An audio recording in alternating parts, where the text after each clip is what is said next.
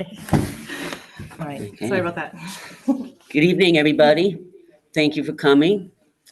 Tonight, we welcome Dr. James Delgado, who will be presenting A Hot Ship from a Cold War, the Deep Sea Archaeology of the USS Independence.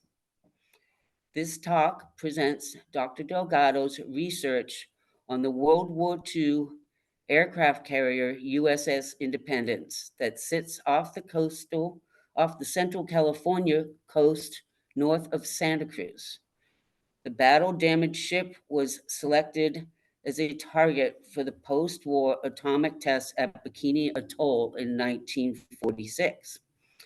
Afterwards, the battered, charred, and irradiated hulk was towed to San Francisco for study and for use as a training ground.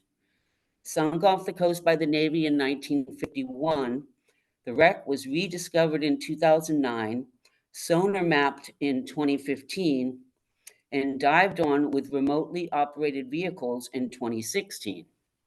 Intact and still bearing the scars from the atomic blast that it suffered on July 1st, 1946, the Independence is an out-of-sight but not an out-of-mind legacy of the Cold War in local ocean waters. A native of San Jose, James Delgado saw the transition from hay farms, orchards, and oak groves to Silicon Valley. His introduction to archaeology came at 14 as he fought to protect sites being bulldozed due to development. His first job in CRM was working for Rob Edwards as a teenager. Jim transitioned from land to maritime archaeology with a PhD in archaeology from Simon Fraser University. Jim is the author of 34 books. He is currently Senior Vice President of Search Incorporated, the nation's largest CRM firm. And he has also served in vital leading historian and archaeologist roles for the National Park Service and for museum and maritime heritage organizations. Please join me in welcoming Dr. James Delgado.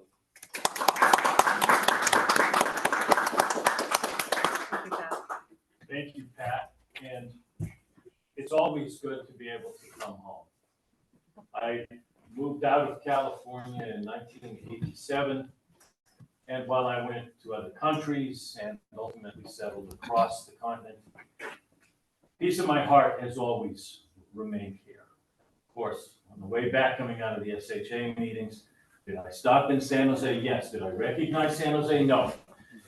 Did I stop in New Almaden, where I also had my first museum job? Yes. Did I recognize it? Yes. Thank God for historic preservation. And then, of course, I've been spending the rest of the time here on the coast. I just need to say that the debt that I owe Rob is profound, and I am so sorry to have come too late. I would have loved to have seen him again. Rob, Linda and Chester King, so many others, all of my state parks colleagues, everybody that I've had the pleasure to work with through the years, they've always drawn me back home. Most recently with California State Parks, when we did a little project up north with the various dog pool ports, looking at all the coastal landings, where of course their own versions of the Wilder Ranch saw people participating in San Francisco's and hence the world's economy. While I was at the National Oceanic and Atmospheric Administration, serving as Director of Maritime Heritage in Washington, I had the opportunity to also work closely with our sanctuary staff here at Monterey Bay National Marine Sanctuary, as well as Gulf of the Farallones National Marine Sanctuary in Cordell Bank, as well as Channel Islands. Always pleased me as a Californian that we have more sanctuaries than anybody else. And now we'll get Chumash National Marine Sanctuary. With that, a variety of sites. Are you sharing your screen yet? I don't. Or, YouTube? Resume this slideshow. How's that? That's okay, because I've been talking. Hopefully, everybody sees the screen now. I think you need to share your screen on the Zoom meeting. You know, the fun part is that Okay, now we can see that. No, They can hear you, they said. They can hear me, but they cannot see me. And you know, the best part of this is that I've always proudly been a Luddite.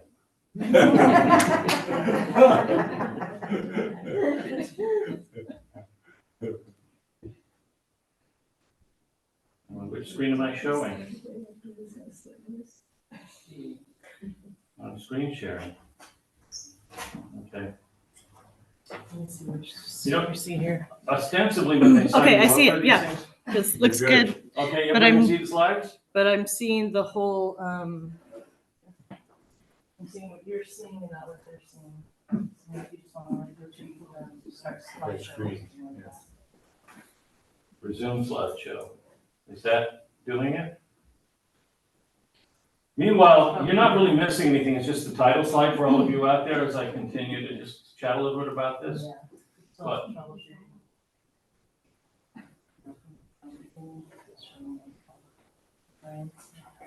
Okay. I can see all of you out there, but, Oops, okay. it's probably good enough. It says I'm screen sharing, but why am I not showing it all? All right. Funny. Anyway, with all of these various national marine sanctuaries, one of the projects that had always intrigued me was, of course, the fact that we have ships off the coast of California, which ended up being the repository for a variety of, shall we say, some of the nastiest things that we've created as human artifacts. Not the least of which plutonium-239 and plutonium-240, but also particularly here off the Gulf of the Farallones, a wide range of craft that were scuttled posthumously, full of a variety of conventional weapons, including some non-conventional weapons, and then, of course, the atomic bomb craft themselves. With that,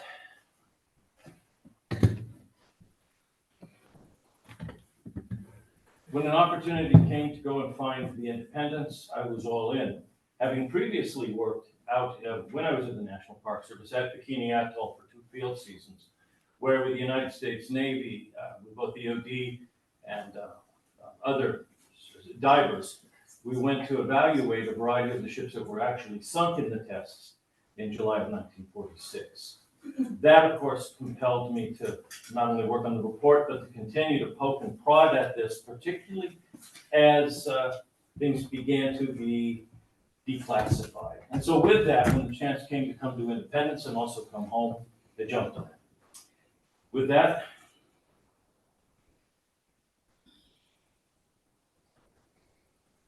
let's go to the next slide. Well, this is really funny because for whatever reason,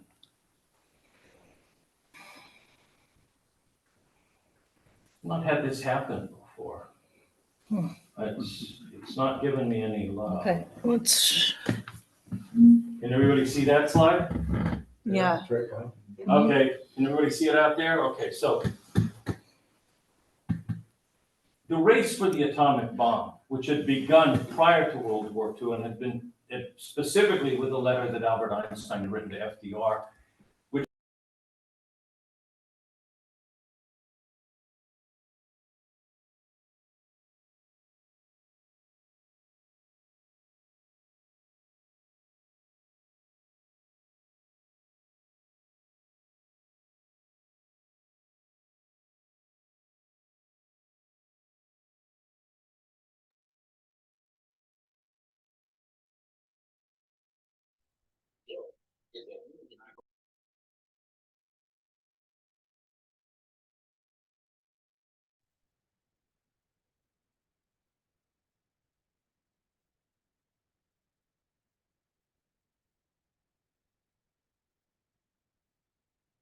being tested out in White Sands at Alamogordo, where the device famously worked and where J. Robert Oppenheimer would famously recall the words of the Bhagavad Gita. He had indeed become death, the destroyer of worlds. From that early test of the device, the plan was then to take this weapon and deploy it in combat. The Hiroshima device had successfully and terribly demonstrated its efficiency in that atomic blast. It was then followed very quickly, a few days later, with the implosion core device at Nagasaki. The implosion core device dropped by Boxcar did incredible damage to Nagasaki, inflicted a wide range of deaths, as we know, and also missed the target. This led to a large amount of discussion at Los Alamos and elsewhere about whether or not the bomb had truly been effective, because in both cases it had not dropped exactly where they had wanted it to be. The other fact is that, of course, the demonstration of the power of the atomic bomb and the seemingly world-altering consequences of that time would only be magnified in the weeks, months, and then years to come, also led to a amount of discussion over whether or not the effects could be replicated, and if this was indeed going to be not only an effective weapon of war, but would it also be a game changer in war. Pundits were already stating that all of the armies, all of the aircraft, all of the ships were nothing more than scrap, that the atomic bomb had changed all of this. And yet for military scientists, as well as military officers and politicians, the sense that the bomb was far more nuanced in its own way led to a fair amount of discussion and ultimately plans to test and then hone the weapon. That came early in January of 1946, when President Truman declared that tests would be undertaken, led by a joint task force, JTF-1, composed of Army Air Forces, and the Navy, to see what the bomb would do specifically with ships, but in that, not just take them out there and blast them, but to use the ships as floating platforms and laboratories in which a wide array of equipment would be placed to not only assess the gross effects of the bomb on living organisms, on equipment, machinery, uniforms, you name it, but also to do this in a graduated way to also see what the effects would be. In other words, could a fleet be attacked in a Pearl Harbor type situation and come out of it? Crossroads would be that test. Bikini was selected because it was ostensibly thousands of miles away from everywhere. It had a small population of a few hundred who, and no surprise for those of us who live in California and understand missions, you just move those indigenous people along. They promised King Judah of Bikini that this would be his contribution to world peace. And with that, the Bikinians gave up, excuse me, an island and an atoll that they'd occupied probably for well over 1,000 years. We don't have a complete archaeological record because it's pretty irradiated. With that, Crossroads would come to those islands, alter some of the islands to become the testing ground. Close to 100 ships, 97 in total actually, were selected as targets. These included craft that were similar, destroyers of the same basic type, but also battleships, aircraft carriers, attack transports. If any of you have been down to the Jeremiah O'Brien in San Francisco, over close to a dozen of those types of craft, thank you, were deployed there. The idea being that in the array, and you can see that little curve to it, each ship would not completely block the blast effect from the others. They wanted to see from surface zero, or the A point, all the way out what the bomb would do over time with heat, pressure, overpressures, and radiation. As all these ships were pulled together, there was a fair amount of controversy. After all, it was going to be a lot of money, so that is a little bit of early military propaganda. No, it's equal to some scrap. These ships can serve no better purpose than to be atomic bomb test instruments.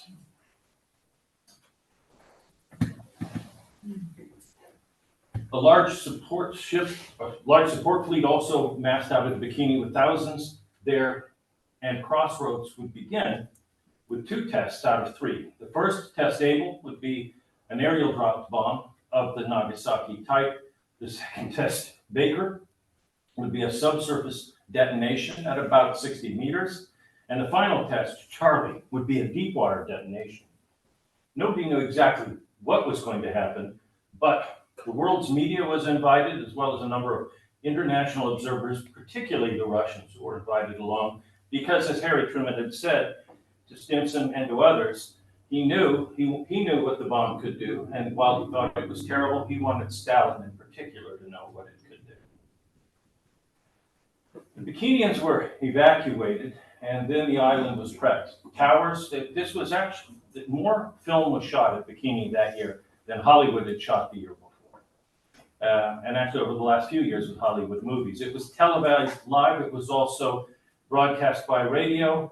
It grabbed the world's attention. There were those who thought in particular that this would just be a grand spectacle and everything would be destroyed.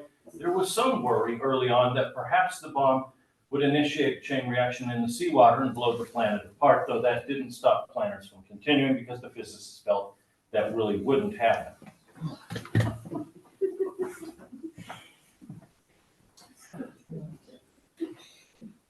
Oh, we're still not there? I have no idea. I am terribly sorry, folks. I'm not sure why. I'm not sure what's going It's showing. It's just complicated. No, it's.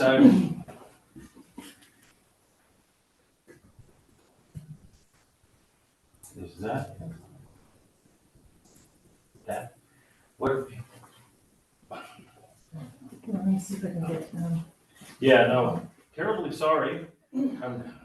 Fortunately, you're not missing much in the pictures, because we haven't gotten to the good stuff yet, which is Independence. So, no, So I suggest you unshare and then try sharing again. I think that's a good idea.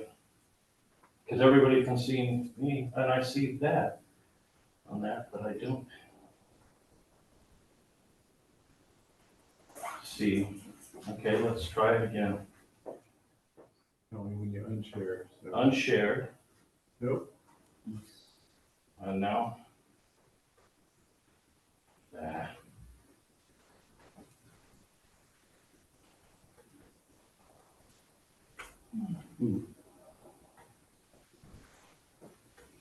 All right, is your slideshow still running? It is still running. Stop doing a slideshow and see if that stops it. Yeah, that stopped it. Okay, Now Okay. start the slideshow again. let's try that one more time. Don't leave the meeting. Don't leave the No, I don't meeting. intend to leave the meeting. Hit cancel. Because that would be terrible. There you go. There we go. Okay, now try to run slideshow.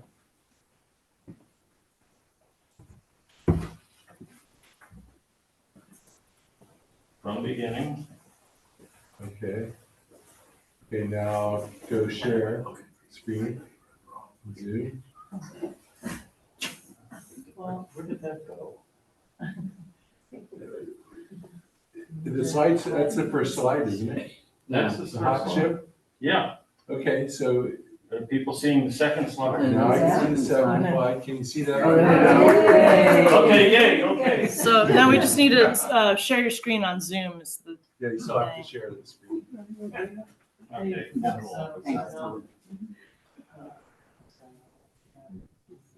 You gotta open Zoom all the way up, so you don't see that. Okay. And then go share screen down at the bottom. It blinked. oh, and which screen do you want to share? You gotta pick the right, you gotta pick the open slideshow. Now let me try this. See if the slideshow changes frames.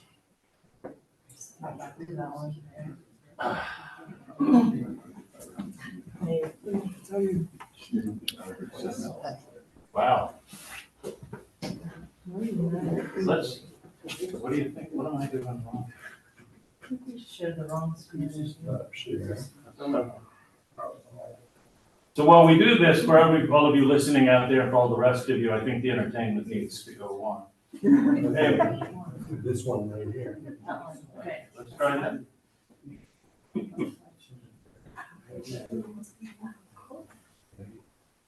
I think people Is See, it showing? um, Yes, it's showing the right screen on Yeah. here and there, so that's good.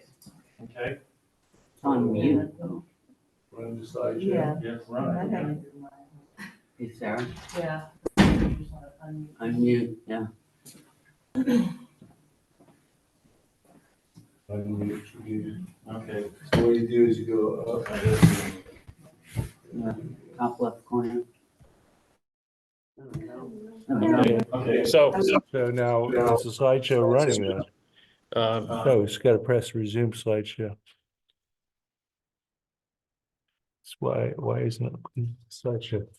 Okay, good, let's go to, okay, see if it's, yeah, it's working, so. But you can't see it here. For some reason. Hold on, let me let's just, try opening this up. well, I'm wondering if we just do it one more time with, from beginning? Yeah, okay, Yes. you gotta open this up, show me. Yeah, everything's looking good on the Zoom computer. We just need to get this. Okay. Gotta Alright. open it, expand it. There you go. Slideshow. In beginning. But it's showing already on. I do, Yeah, so you have to get out of the screen Are you share. on a else your different- stuff- One down there. I have no idea why it is. Yeah, maybe in there. This up. Well, what just happened? You pulled it to the Okay, right here, this one. You haven't found the right Wow. one, this one? Yeah, I think that's the one. what Okay, the but why- particularly ironic is what I'm gonna be talking about is how we linked to an audience globally. While we dived this, and shared this with a lot of people out there, and amazingly enough, and well, not amazingly enough, as you can tell, I It's had a there, much but- younger crew than myself working with me to make it all happen. Well, or at least 14, you know, that's, We know which one it is. Now we lost everything. Okay. PowerPoint. as associate, let me just try, Say, okay, let me try this one more time. share, go share. Oh, you minimized it. I know, because I need to open the PowerPoint because Oh, we gotcha. lost it. Yeah. There you go. Okay, Now go run slideshow okay. from beginning. There you go. Okay, All right. can everybody see it? Can you see Oppenheimer and Groves? It's not sharing on Zoom. Okay, Wait, no, it's all good. let's do this. Share screen. And it goes, Now, how do I know the right one? well, that's This just, one. it. Why is it not? Why won't it pick the right one? I don't know why it won't pick the right one. This That's, is kind of what we had a problem with last time. Yeah, And let's try sharing that. there. that looks good. Yeah, Okay, it looks like, all right. Yay, There, it's right there. I think we're good. there they are. all right. Can I you, see it. okay, well, let's see. Don't, no applause yet. We gotta see. Gotta see if it works. I think You said you were a Luddite, so. I'm clearly a Luddite. I'm clearly a Luddite. But with that, just going back to this picture with the team there at Enola Gay. Clearly, if I started working in the field at 14, one of the things I learned early on was the importance of talking to elders. Perhaps that came from my family's, own Hispanic origins, but it also certainly came from growing up in a rapidly changing San Jose and the Santa Clara Valley, where I was compelled to go and knock on doors of these old ranch houses and talk to these folks who had been there, some of them born in the 19th century, who shared what they knew with me. That followed me in my career, and to that end, I was able, back then, when we started this project in 1989, to talk to a number of those who had served out there. I met a number of the folks who had participated in the tests, scientists, military folks, and also had a chance with the clearance to go to Los Alamos, go through a number of then sensitive files, but also to sit down and talk to Paul Tibbets and a few other folks who had been there and participated in the early program, but also, of course, in Hiroshima and Nagasaki, and then ultimately in my career to go and meet Hibakusha in Japan. The atomic bomb became a very personal subject to me and far more than an abstract one. Back to Bikini and the atomic bombings, both with, and here you see the implosion core device itself, the so-called Fat Man, the Mark III implosion weapon that was used at Nagasaki, and which would also then be tested at Bikini, and then the target fleet itself with the target array and all of the ships that were out there. One of the more fascinating things with the project, by the way, was to also go and meet a number of the guys who'd been there, both naval personnel, but also the scientists, sharing their thoughts, sharing some of their observations, in a couple cases sharing their diaries about the tests and gaining more of the human perspective that we oftentimes don't always get, particularly with an official record. The Bikinians were evacuated, quote unquote. They've never been able to come home since. They were allowed to return by the United States government until it was discovered they'd ingested more radioactive material than anyone other than Hibakusha and were hastily taken off the island again. They still have not been able to go home. The instrumentation used for Crossroads was very simple and primitive in its day. What you see here is a peak pressure gauge, which basically with foil tells you how much peak overpressure is being generated by the bomb burst just based on the diameter of the hole. Mounted on a device which was known at the time as Christmas trees. Test animals, there were over 3,000. Goats were selected because their serum or their blood and other serum ratio is similar to humans. Pigs, they said, were selected because their skin was very much like ours and they wanted to see how it burned in controlled circumstances. What was the press release? Rats, because they're time-honored veterans of medical experimentation. My favorite, and goats, you know, both shaved and unshaved. And in a couple of cases, they actually put them in uniforms to see what would happen. Yeah, you can't make it up. As everybody assembled for Crossroads, everybody was waiting for the big day, which would be the first blast in the test when Dave's Dream, named for Dave Semple, one of the pilots who won the competition to drop the bomb at Bikini, unfortunately was killed with his crew when their plane malfunctioned and crashed. Instead, Dave was replaced by Woody Swancutt and his team in the plane that they renamed Dave's Dream. And with that, that B-29 was primed to fly from Kwajalein out to Bikini and to drop the bomb on the first test array for Test Able. That test on July 1, 1946, saw that bomb drop and missed the target ship, USS Nevada, painted bright international orange, the same color as the Golden Gate Bridge. They missed it by about a mile. Talking to later Colonel Swancutt after that, I said, what happened when you landed? Oh, Army security, everybody dragged off, lots of questions. Did the Russians buy them off? Basically, they blamed it on the box-tail chute that the weapon had, but the scientists were upset because the blast basically detonated at a spot where it destroyed instruments that shouldn't have been destroyed and so on and so forth. So they didn't see it exactly as the right kind of test. Just the same, they were impressed, though not completely impressed, because the world's media had hyped this up. Media had tuned in from everywhere. They had international observers, including the Soviets there. And instead of Bikini being this terrible place where all sorts of things might happen and the oceans might boil, a blast came, it went away, some ships were burning, a few sank, and that was it, as far as everyone was concerned. Bikini Atoll began to be referred to in the media reports as not Bikini Atoll, but No Atoll. And the jokes continued. The French were particularly upset because a designer had just created a new bathing suit, and to make it really come into world's consciousness, he said, I was going to call it Atume, but instead I'm going to call it the Bikini. And so, yeah, that's how it happened. So in the aftermath of the test, I mean, Nevada was singed, but not too badly damaged. In fact, the worst damage that when you go back and look through the now declassified reports, is machines were knocked off of mounts. The peak overpressures that came through were about 1,000 PSI, but blowing through heavily built bulkheads, no, it really didn't do that much. Weapons weren't affected, antennas were badly damaged. Some of their equipment, radios were damaged, but other than that and the heat blast, which for a microsecond was the same temperature as the heat of the sun, it just passed too quickly.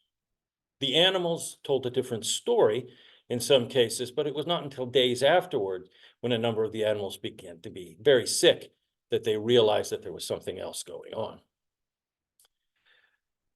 But in that day, as one of the monitors said to me, and most of these guys came from Lawrence Labs, the Navy had a particularly hairy-chested view.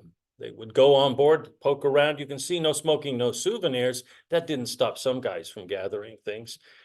But with all of this, everybody just basically said, you know what? This is a weapon we can choose to live with.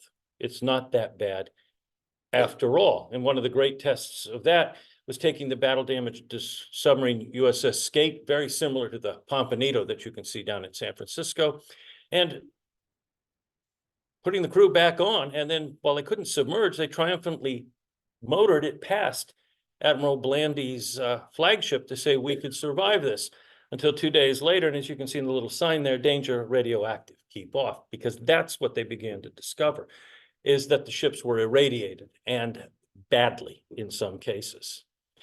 The animals were, of course, the ones who really began to show those effects. A number of them began to die. And with that, the radiological monitor said there's another problem here, because we're not able to detect all of the radiation. In particular, alpha emitters are showing up in some of the compartments, and we're not able to catch them all. Just the same, the time came for the second test. The Baker test was the underwater blast. Put inside the scrapped out caisson of a submarine's conning tower. It was suspended beneath a landing ship, 90 feet, basically, is all they decided to drop it down in a 180-foot lagoon.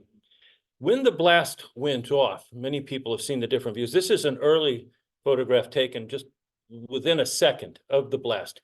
That blast column emanating out from what would ultimately be about a 24 kiloton blast climbed out of the lagoon bottom. It scooped a crater out of the bottom, and it began to throw what was well over 1 million tons of water, as well as ejected from the lagoon floor, out, climbing high. It went up so quickly, within 7 seconds, it had reached a few thousand feet. And then you see some of the ejecto on the top of the mushroom cloud. All of that water began to fall back down. The water was very hot, literally and figuratively. It swept over the fleet, both in terms of regular water. It was a series of atomic tsunamis or waves that were generated that struck the aircraft carrier Saratoga, which was just about 900 yards away. Saratoga was lifted in the first of about 21 atomic tsunamis, more than 90 feet, into the water, out of the water, and thrown with successive waves battering against Saratoga until the vessel was pushed down, the bottom ruptured, and it then sank over the period of the day. In 7.5 hours, a ship with 1,000 watertight compartments went to the bottom. The Navy figured that they could just wash everything off, but what they hadn't realized was that the bomb's detonation in the seawater had actually turned the salt in the seawater into its own isotope. So it just got to the point where, as they worked and worked and worked, they just couldn't deal with it. They were also having problems in as much as the dosimeters were electric discharge dosimeters, and in the humidity of Bikini, they kept on giving false readings. So what the Navy had done is somebody had anticipated this. They brought out 50,000 condoms. So they put each dosimeter in a condom, which led to one, the end of that program came with the fact there were 42,000 men out there and 10 Army nurses on the hospital ship. Captain of one of the subs came by with his bosun. They looked, and the garbage bags off the hospital ship had ruptured, and there was a sea of floating condoms everywhere. And this got through the fleet, and, well, needless to say, I won't repeat what the bosun said to the captain that he said to me, but Admiral Blandy said, okay, enough's enough. And so with that, and with scenes like this, the radiological monitors were just going nuts. These guys all got pretty serious doses. The government didn't always admit to that, but subsequently, Alan Cranston in particular pushed pretty hard for some release of the classified information. And a number of these guys, many of whom I met through the years who'd been out there, had a wide range of problems, including a number of cancers. But Charlie test was canceled. They weren't going to do the Deepwater one because the fleet was too hot to handle. Couldn't deal with it. And so with that cancellation, they were left with nothing more to do than to declare victory. There's Spike Blandy himself with his wife, loved the hat. By the way, that's Admiral Frank Lowry with them, but that celebrates the end of Crossroads. There was a minister in the United States who said, if I had the power of the Lord to call down his power, I would damn people that would worship such an obscene idol and do basically what had been done. This is the public face of Crossroads. A classified report was written on the efficiency of the atomic bomb, and in the end, what it said, and it was pretty chilling to read it just after it had been declassified, it said the basic recommendation of the Joint Chiefs of Staff to the President was that it is possible with atomic bombs, and particularly if linked with pathogenic organisms, to basically depopulate the planet, leaving only vestigial remnants of man's works. It's ineffective. But what to do now with the ships that didn't sink? Independence was one of those target ships that had been irradiated, that was brought back to the United States. Some of them went to Pearl Harbor, a large number went to Kwajalein, where they were ultimately scuttled. And with that, then Independence came to San Francisco, to Hunters Point, to be studied, and in particular to become the Navy's radiological school, where they could train sailors in how best to respond if your ship had been atomic attacked. Because as Admiral Blandy had said in his classified report, ultimately, if death is to come, every 24 hours in which the screws keep turning and the guns keep firing is another 24 hours closer to victory. So they wanted to get these guys trained so they could respond to it, clean where they could, come up with passive defense, largely by creating safer zones where ultimately they would die, but could retreat into these areas and try to keep the ship running in that way. I'm not here to actually criticize that, because this is a time in which, and we have to think about the mind think going on at that time. The Cold War was certainly on, and this was one hot episode in it. But there was a strong belief on both sides that we were headed this way. And as all of us know, I mean, I think many of us grew up in that time, and how many of you went through duck and cover? This was the reality. This is what they all believed and thought about. And so it's been interesting, particularly being an archaeologist who looks at this very recent history and remembering, you know, our own involvement in it.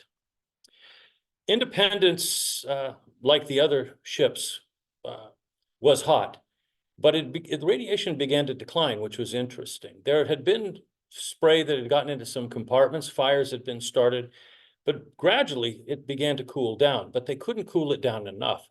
And other ships. And so a variety of these vessels were sunk off the coast, many off of Southern California, as well as Kwajalein and others. Independence was one of the last to stick around. I've actually been on two of the ships that were at Bikini that were no longer hot, but it certainly was a moment's hesitation before stepping on the decks. Independence at Hunters Point would remain, as we said, till January 51. In 1989, as I said, we went out with the National Park Service to dive and document the ships at Bikini for the Bikinians, working with the Department of Energy, as they were interested in turning the sunken fleet there into their own version of Truck or Chuk Lagoon and a diving operation. Diving on Saratoga was fascinating, damaged, dented. That flight deck that you see there actually had been collapsed for about 300 feet by 90 feet and fallen in from one single fall of water onto it by one of the tsunamis. One whole side had been dished in, but we were still able to go into other compartments and find things in nearly perfect condition. We were badges. We were very careful about that. We never really had much of a reading at all. The highest dose I got actually was wearing my badge and flying back to the United States on a plane, which I guess American Airlines never still wants to tell me about. We also dived USS Arkansas, which was the ship closest to that upthrust blast that you saw from the Baker test of July 25th. Badly damaged and dented. Some of you who, this is a near sister ship to the USS Arizona. Having dived Arizona and done work with Pearl Harbor, the damage there, of course, with that powder deflagration is impressive and powerful and sobering. With Arkansas, half of the ship is nearly crushed flat. It looks like a worn out Arroyo, and you see two of the shafts and the propeller still in place. The other two are missing and we can't see them. It was hammered so hard into the lagoon bottom that we had to climb under the ship at 180 feet to actually go inside into one of the air castles where the anti-aircraft guns were. That's quite the squeeze to get in there. But then you come along and you realize that as you go through the compartment, everything below is just gone and crushed. You can't go any further. That happened in less than like 0.3 seconds.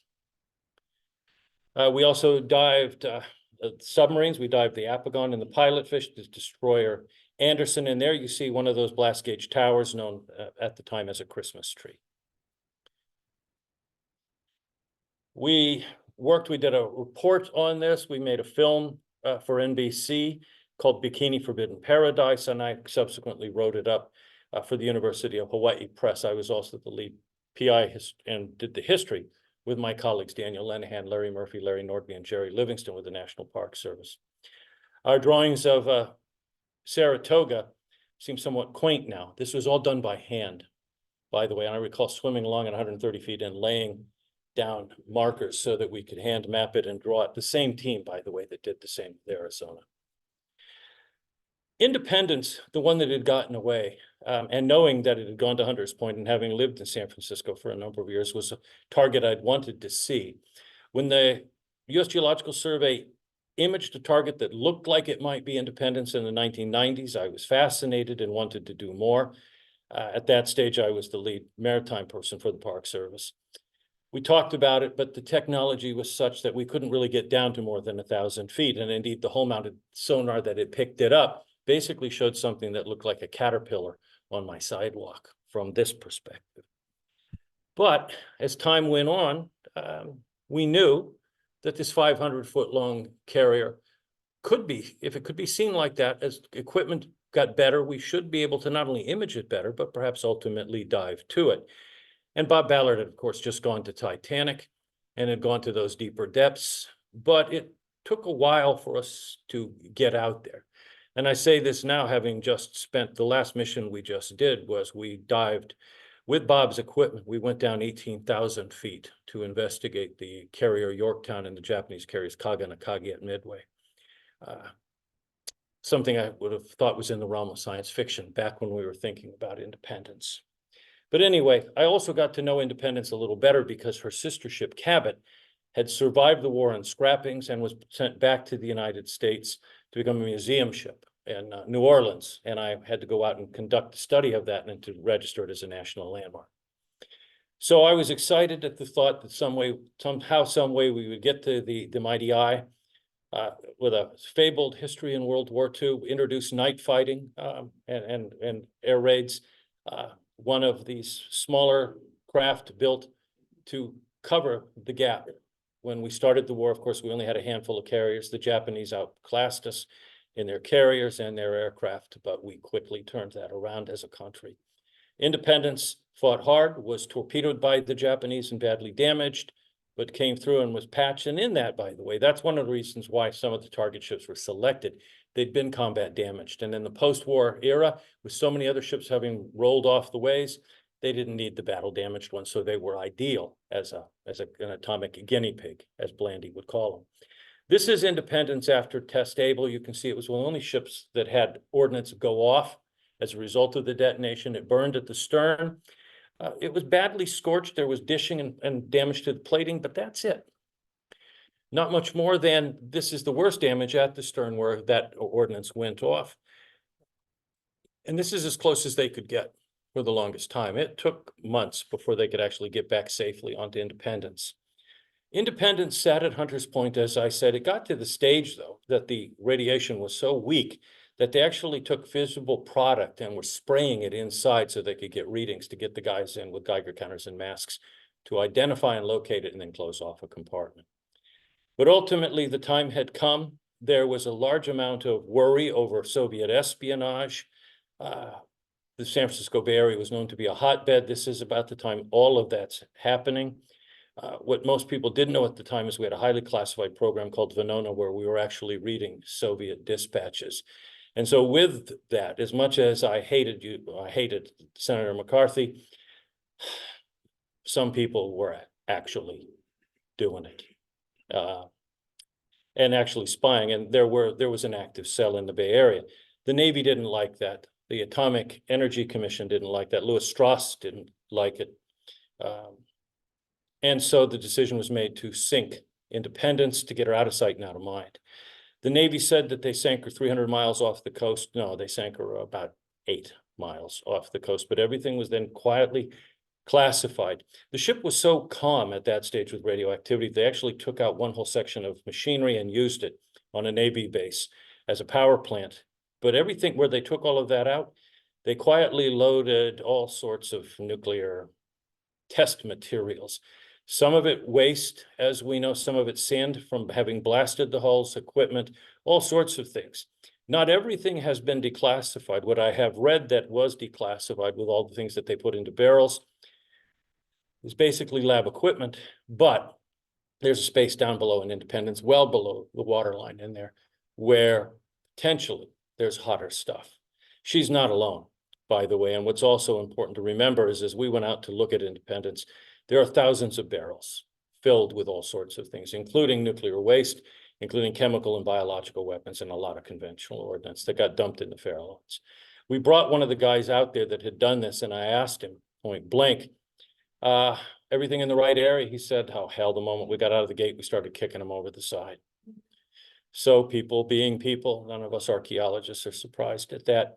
Independence lies in a field of barrels and other things. This is the Navy sinking Independence. These had been classified for the longest time, but this is her going down in January of 1951. They set off charges. They were testing a new torpedo warhead. That's a single torpedo warhead, by the way. That they didn't declassify that warhead for about 20 years. But this is the kind of stuff they were developing afterwards. Independence rolled over onto one side and then sank and was gone with only a few pieces of her flight deck floating. And with that, as far as everybody's concerned, that was it. Of course, as I said, surveys going out there. This is the Okeanos Explorer, a NOAA ship of exploration. We had her go out into the waters of Greater Farallones and then into Monterey Bay to reacquire the Mighty Eye. And there you can see a better looking sonar target from a hull-mounted sonar showing a little bit more definition.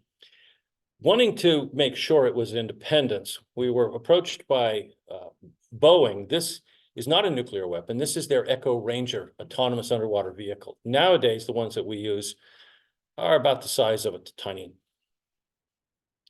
torpedo. I used two autonomous vehicles to map Titanic in 2010, and they were about, I don't know, 30% of this size, and were capable of going down to the 12,000 feet. Anyway, they wanted to test this, so we took it out. We towed it and deployed it using the small NOAA Sanctuary boat. It went down, and what Echo Ranger did was give us a better picture of Independence. And as you can see, there were some interesting, the colors are just there as they do with LiDAR, just so that you can get a sense of elevation. But we could tell that there was damage in the stern. The bow had something interesting going on. The hatches for the aircraft were in place. There was a lot of damage in this area, but the superstructure of the small island was also visible. One of the things that was spotted that got everybody excited, though, was something in the forward elevator that looked suspiciously like an aircraft, which we all thought, now, wouldn't that be cool? It is an aircraft carrier. And so this airplane, or possible airplane, led when we had Dr. Ballard and his team from the Ocean Exploration Trust come out in 2016 to take his remotely operated vehicles, ROVs, and drop down to do a series of dives, but which we also broadcast through telepresence around the world. And clearly, as we've all seen tonight, I was not the guy responsible for the telepresence, just one of the PIs. This is Dr. Ballard's ship, Bob's Nautilus, which continues in service. And as I said, it was just out in the Pacific and was just through these waters again quietly on a job, just surveying and looking at submerged paleo landscapes. But also then Bob went out to Papahanaumokuakea Marine National Monument, where we did the work at Midway. The way telepresence works, and this is from that mission with Nautilus Live, is anybody and everybody can watch it because you all pay taxes. There's no paywall for this. So with that, people can dial in and watch the dives. Everybody on board the ship or back at the ECC, our Exploration Command Center, is there as either, we call the folks that we call up, say, hey, we got a wreck. Those are doctors on call. And so I've been a doctor on call in a number of these things around the world, but other times we're there on board the ship and doing this work. And there she is. That is Independence. We can't get, back then we didn't have the technology to start stitching all of this together. Now we can. If you look online, you'll see some incredible pictures of Yorktown, Kaga, and Akagi that are stitched now just with new software. But this is a painting done by Daniel Frucka of Independence as Hercules hovers over the deck, and we're there doing that. And there we are in the middle of the ECC. Standing next to me is Dr. Michael Brennan. Mike is the first and the only, for now, archaeologist with a PhD in archaeological oceanography. Next to him is Admiral Tim Gallaudet. The U.S. Navy later became Deputy Administrator of NOAA. That's the type of screen we see as we're sitting back there as the science leads, talking forward to the ROV guys and gals. We have a navigator. You have an upper level Atalanta, which is the tow sled, but also the chandelier for lighting everything below. And then Hercules can maneuver and go down. In other cases, we'll deploy two, and we have Little Herc, which can go into spaces as well. This technology was developed with a variety of grants. It continues to be honed and refined, but now there's really no place in the deep ocean we cannot go to, and it's getting cheaper. This is the bow of Independence as we came up on it, still with the tow shackle in place. The range poles you see there so that were put in place so that they could watch and measure the tilt, the angle, and the depth of sinking, just to assess the power of that experimental torpedo warhead that sank it. Of course, a Christmas tree forward. Guns were stripped out prior to Bikini. This would be the gun mount for an anti-aircraft weapon. I think this was a quad 40 mil anti-aircraft. And there you see the same spot on Independence just prior to Crossroads. Fair amount of damage here and there in different spaces as we moved back, anti-aircraft weapons in place, but they didn't need to sink them with all of it. The ships may have been worn out or damaged. The guns were still needed. And so here you have a 40 mil still in place in its gun tub. This was an exciting moment for us. This is the island superstructure. And what you see there, the white paint has survived. That's the background for the battle flag of Independence, which depicted all the kills. So each one of those would have been a Rising Sun battle flag. Aircraft were also stenciled out names of the battles. We could see some of that here and there. The reason that you don't see the red is that the flash of the bomb from Able burns the red paint away, but the white paint reflects it. So, and in the deep ocean, you can see this, the vessel's starting to be colonized, but there's not a lot of corrosion going on. And this is at about 1,300 feet, which is relatively shallow nowadays for what we do. But this is a 20 millimeter anti-aircraft weapon, which is detached and fallen. We documented all of this. I mean, we're good archaeologists. As we looked at all of this, we did a detailed site map. We assessed the damage that we could seek, that we could compare with the classified, now declassified reports of damage from Able and Baker. We looked at a couple of other things, but what was also important is, as we went along, we saw other things. This is the wing of a plane that ostensibly had been jettisoned, but is still there in place, and the plane had been left as a wreck inside. Came all the way back home. We didn't think we'd find it, but there it is. There is that fighter's wing, still in place and hanging there. And so, yes, we actually have aircraft archaeologists who work with us, some of whom now work with the Defense POW and MIA Accounting Command, because the main focus these days is aircraft and getting guys home. But this was the big moment. This is this is another fighter. This is an F-6F fighter in place inside. We hadn't expected we would see this in there. It's one of the test craft, and because, of course, we actually know the serial number of the craft, of course, because the Navy kept good records.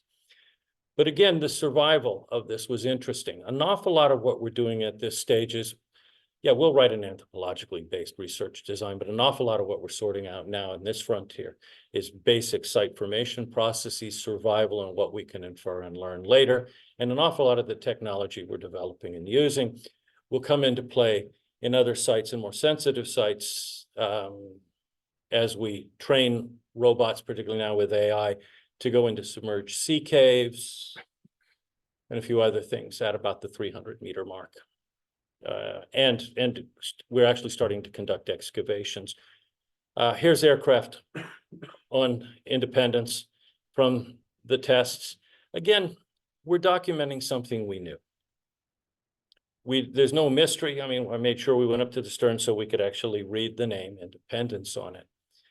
But in that, part of why we do what we do and what we did with this one in particular is because archaeology can often be misunderstood. History can be misunderstood and certainly appropriated. This gave us an opportunity to talk a bit more, to talk about what we were seeing and observing, to share what had formerly been classified, which had been declassified, but also ultimately in the academic publications, we took all the declassified documents and included those in there as well. We also reached out closely to the media because there was a fair amount of consternation in the Bay Area and up and down the coast over whether or not the ship was still hot. We worked with RadSafe out at UC Berkeley and at Lawrence Livermore. It's not hot. I can't say what's deep down inside isn't hot, but the ship itself is not hot. We collected some of the corals and came back and they have absolutely nothing on them. And I have no reason to say anything but the plain truth with that.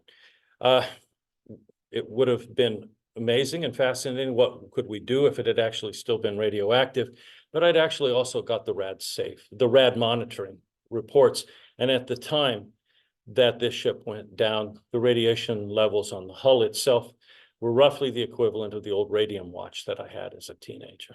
And that's basically what we had. We had 10 microcuries total on Bikini at any given time.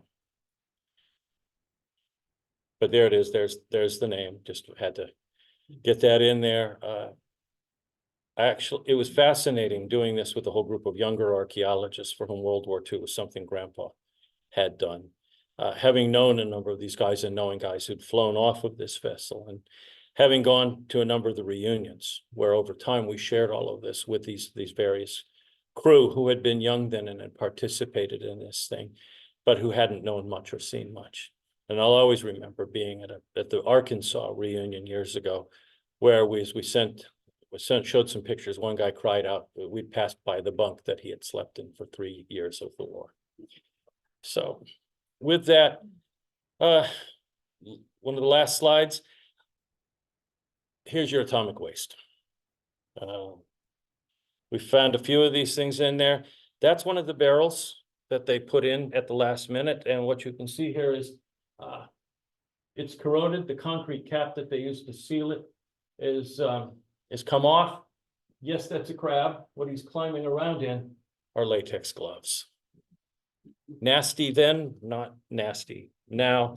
But again, interesting. And none of this was really documented. I doubt this even made it into a classified report. But with that, there was something that struck us was that ultimately at Bikini, and as we're starting to look at the various Crossroads ships sunk post-tests in and around the country and out in the Pacific, we're also beginning to understand that part of what we will not see, but which is still there, is probably what would be the longest lasting human artifacts.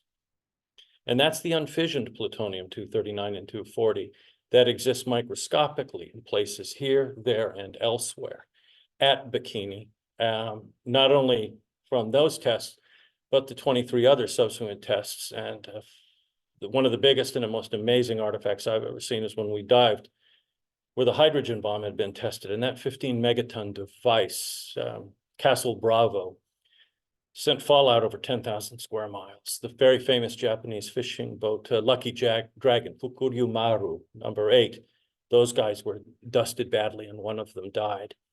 When you see where an island had once been in the chain when you fly in or sail in and out of it, and you go down and the crater itself is now 300 feet deep. And if you go just down to about 180, 200 and you swim along the sides, the coral is the consistency of powdered sugar from a device that powerful. And the Russians lit one off bigger. And hopefully we never do again. But with that, talk about markers for the Anthropocene. This is one of them. In the aftermath of all the work we did at Bikini, it did open up for diving. It closed a bit for COVID, but now it's a wreck diving mecca for people drawn not so much to the atomic history, but to the World War II famous history of the ships. What's now beginning to get grappled with is the impact on the indigenous people there. The Bikinians own it all. Congress gifted them with all of the ships and all the cables and everything left. And they've worked hard to make some nuclear plowshares out of what's left. They get all the money from the dive operation, but they still can't go home. But increasingly now, the scholarship as well as the public dialogue is talking more about what happened to them. But then as well, I mean, increasingly as these guys are now passing, I mean, and I think of a number that I knew and talked with back then, who also in their own way paid that price for being young, who were exposed and had a wide range of cancers because there's no, and other ailments, there's no way you could have gone through this without getting hit. And a certain number of these guys did. So in that, if as archaeologists, we can bear a little witness to all of this and shine a light on it, maybe, just maybe, I'm enough of an optimist, despite how my hair's turned color, to hope that maybe we can avoid the type of future that this could mean, but also can try, God, please, to stop doing this stuff and continue to expose people, displacing people, dosing people, hurting people. And so the past is present, and even as deep as it is, it's now visible. Okay, questions? Yeah. Hey, Jim, Hey, did you ever get a chance to meet anybody who flew on Enola Gay? And if so, I've heard that even they, as high up as they were, did experience some radiation. I don't know if you have any insight to that. the only one I knew from Enola Gay was Tibbets. And General Tibbets just had the same line to say. Basically, I couldn't get him to crack until I asked him about Woody Swancut and what the team of Dave's Dream. And then he just erupted in profanity because he thought they were ups and they'd blown the test and all of that. And he'd had them all hauled in by security and grilled. That's the only time I actually saw a little bit of that. But about that with Hiroshima, no, don't know. But I certainly learned a lot about B-29s and did get a chance to crawl through some of them and talk to other guys who'd been there. And again, I mean, I talked to Swancut and some of the crew from Dave's Dream. Other questions? Yeah. So you mentioned the tested the plutonium bomb, but I didn't hear you mention that they ever tested the uranium bomb. Is that unusual for our government to drop a bomb that they've never tested? Parsons had developed the uranium gun bomb. Parsons was an ordnance officer, and he knew that, you know, enough from talking to Oppie and the others, if you just took a bullet of pure uranium-239 and fired it into a ring, you were going to induce criticality and it was going to go off. What they didn't know was what the yield would be, and ultimately, the yield of the little boy was anywhere close to 19 kilotons. They knew it would work, and they didn't need that. What they wanted was something more powerful, and the plutonium bomb, which would be ultimately plutonium bombs like that now are used as the trigger for bigger and nastier things. They had to work to get that going, and the plutonium was always the goal, because it refined would be far more powerful, as I said. So they went back and forth, and ultimately it was George Kistiakowsky who came up with the idea, because you have to compress it. That's what they needed to test, and that's what Trinity was all about. You have a core of plutonium that's about this big, and that's pure. And you have to simultaneously squeeze it exactly to induce criticality, otherwise it'll start to melt down in China syndrome. That's the implosion. That's the implosion device. And so what they had how to do it. They knew they had proximity fuses, but they didn't know how to do it with charges until Kisti saw somebody peeling an orange one day at Los Alamos. So basically the charges around it are basically wedges like an orange, packed around the device. So, and then simultaneously detonated with an electric charge so that it goes off uniformly and squeezes it. But they tested that. And if any of you have seen the Oppenheimer movie, you'll see Kisti and the others behind a blast shield testing this as it continually fails until it finally goes right. But they weren't sure at Trinity that it would actually work, but it did. And in fact, one of the guys said, and it turned out, and he said it worked. The goddamn thing worked. So, but don't you agree it would be, it was unusual that they didn't test the uranium one? No, they knew it would work, and they just kept testing. They started refining the Fat Man. I mean, they started going through different modifications. So I think the Mod 3, by the time Bikini came along, they were already starting to build more. At the end of the war, there were only a couple cores, and so they had to hold on. The one core that they had left was the Devil core, actually, and they hadn't used that yet, and that's when they used for Baker. Called the Devil core because it had killed one of the scientists. To test, they called it tickling the dragon's tail. You took a screwdriver between the two halves of the spear and you just put a little wedge in there. When you got the blue flash, you knew it was about to go critical and you could back off. But the screwdriver slipped, and Louis Slotin, who was holding it, had everybody stop in the room. He had everybody put a piece of paper where they were standing. He sat there, did the numbers really fast, and realized, you're going to be really sick. You're going to be sick. You might die. I am going to die. Slotin died a couple days later. But that's the bomb that they loaded and used for Baker. So I heard a rumor that Fort Chicago is where they tested the uranium. No. Fort Chicago was a standard bunch of ordnance that detonated because they took all of these black troops and didn't, instead of sending them off to fight as they promised them, didn't train them and had them loading all sorts of stuff in there. It wasn't the first time that had happened. There was a very famous example at Pearl Harbor in the West Lock, where loading conventional ordnance, again, for the push into the Pacific, had led to that. No, we did the survey work at Fort Chicago to pin where all the stuff is left. That's a conventional explosion. If they use the uranium one, no, we would know. Plus it would leave. Yeah, no. And they talked back and forth about testing it differently. OPI had wanted to not use it so dramatically. They thought maybe they would use it and drop it as a demonstration piece, but that was overruled. They needed to destroy a city. They just had a hard time finding one. And as we know, Nagasaki was not going to be the primary target. It was picked because of clouds covering the primary. Other questions? Sobering subject, huh?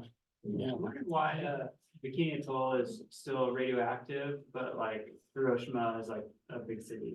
People live there and stuff. It's, you know, there's a number of announced tests that happened at Bikini. We're not really quite sure. There's craters all over, barge fired weapons, you name it, and some of the big stuff. Castle Bravo was hot and dirty and big, and there's islands you still can't land on there. On the island itself, I mean, I lived on Bikini and we bunked there, but you can't drink any water and you can't eat any food. They grow coconuts there, but that's basically to see how much cesium, americium, and other stuff is getting taken in by the plants as a nutrient, because they mistake the fallout for that. So no, we just brought all of our own stuff and did that. So that's it. You can be there. These guys live there, and we were there for a month. And Bikinians actually run the dive station, and they're there in the scientific station that's still assessed by Lawrence Labs. But you can't, it's not sustainable in the long run. And so the sad reality is that the bone, they know, and I'm talking to Quilombano, who was their king, and that's what they called him. He knew that the bones of his ancestors were now irradiated and would be forever. And the graves are all still there, as well as the graves of 3 Japanese radio operators at the station there who shot themselves at the end of it. So. But that's all it's going to be underwater. All of it. By the next century. Just saying. That worked for Noah.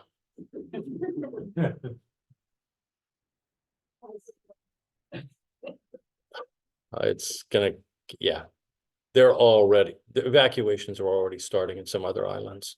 The Australians have already given territory over to some folks. In the meanwhile, some of the island nations are now rapidly trying to make money by starting to license their seabeds for deep sea mining. That's a whole other story there, but yeah. Other questions?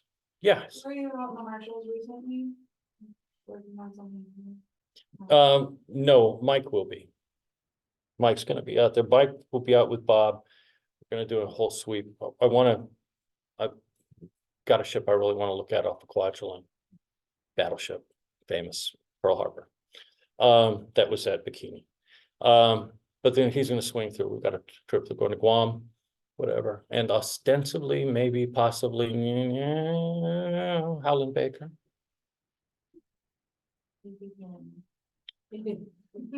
I've seen the cruise plan. So yeah. We'll see. We'll see what you can find. That's an entirely AUV off that really deep. But there's a couple of other targets there off a specific island. You probably know exactly which one I'm talking about. So I want that one bad. We were able to find the Nevada when COVID started, when Ocean Infinity was using some of their autonomous vehicles. And so I asked them for a favor. And so they went out off of Pearl and they went down. It was only about 3 miles, but they found the battleship Nevada, which had been sunk there. Nevada had had gone through Pearl Harbor. She'd been torpedoed. She was the only battleship to get underway. Badly damaged. She'd been a symbol of hope. Patched up, went on to fight in both Pacific and Atlantic campaigns. The Germans hit her with a shell off of D-Day during D-Day. Japanese hit her with kamikaze and some shore fire, but the ship that wouldn't die, it took the Navy 5 days to sink the Hulk. And so she's upside down now in 3 miles of water and plowed in, but scattered around are all the pieces of it. And one of the first things we saw with the robot was a tank that had been put on the deck to see what the A-bomb does to tanks.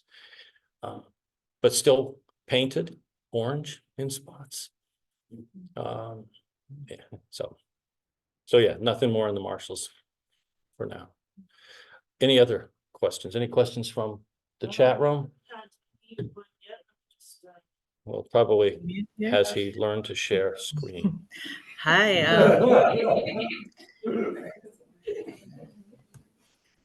Any more questions from Zoom land here?